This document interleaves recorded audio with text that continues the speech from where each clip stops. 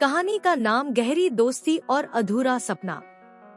यह कहानी राजस्थान राज्य के जैसलमेर शहर की है, जहां पर 3 दोस्त रहते थे। वह तीनों पहली कक्षा से ही गहरे दोस्त थे।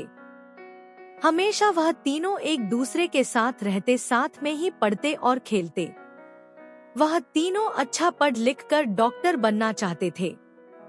जब वह तीनों 10वीं कक्षा में आए तो वह परीक्षा से पहले थार रेगिस्तान घूमकर आने की योजना बनाते हैं।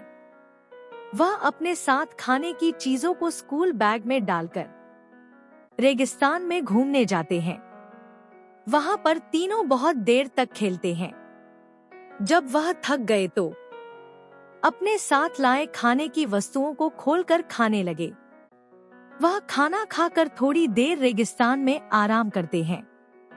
अब शाम हो रही थी, इसलिए वह घर जाने के लिए निकलते हैं।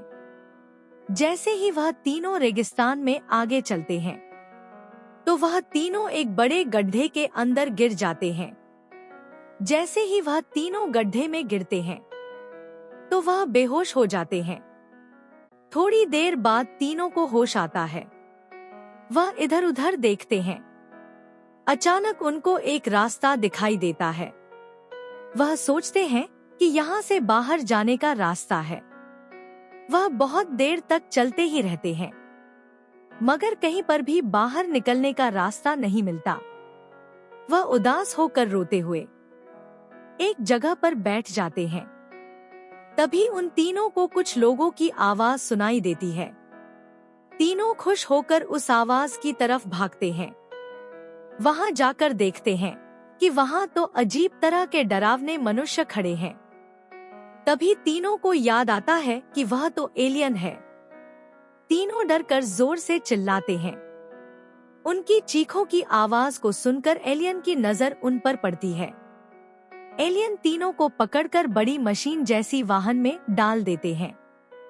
उस मशीन में कांच की खिड़की भी होती है, जिससे वह बच्चे बाहर भी देख सकते थे। थोड़ी देर बाद एक एलियन मशीन को चलाना शुरू करता है।